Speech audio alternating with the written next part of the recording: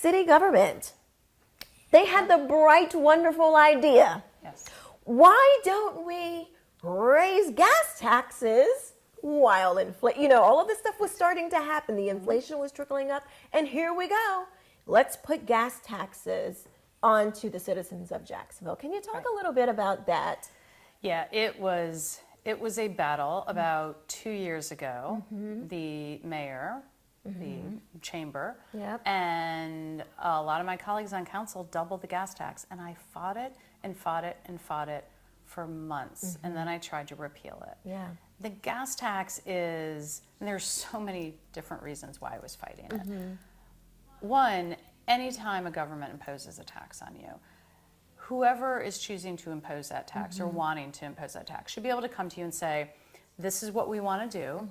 This is why we cannot do it with what we have. We've explored every other avenue. And so this is the plan going forward. So just from the get-go, that didn't happen. But gas tax is the most regressive tax you can impose. And I grew up in a family where you had, we had $5, $10, and that was it. And that's what you put in your gas tank. And because you have to spend money on food, the eggs, you have to spend, which is like ridiculous. I know. You have to spend money on medicine, on rent, on clothes, what have you, right? And so you have a limited amount.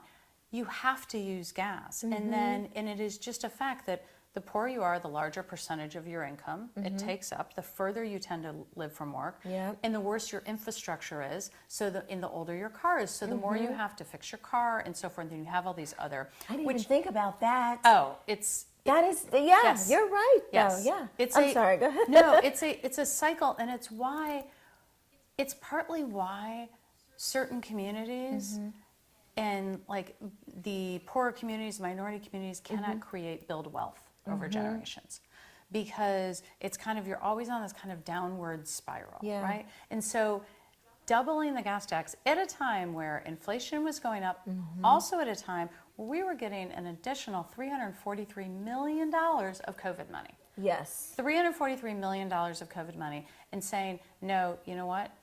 They wanted to double your gas tax. It is outrageous. It is absolutely outrageous. And one thing I tried to do was actually put it to the voters. So I said, okay, well, if you have this fantastic idea, then you should be able to convince the voters of it. Right. They didn't want to put it to the voters. Of course not. Of course not. Because they could not figure out a way to convince people that the gas tax should be doubled. I mean, it is crazy. We are the largest city in the country governed by a Republican, and literally the only one who will touch the gas tax is Bernie Sanders. Even Nancy Pelosi has refused to raise the gas tax on the federal level. There are ways we can do what we need to do. We need to build up infrastructure. We need to do the basic infrastructure, right, in neighborhoods that don't have it.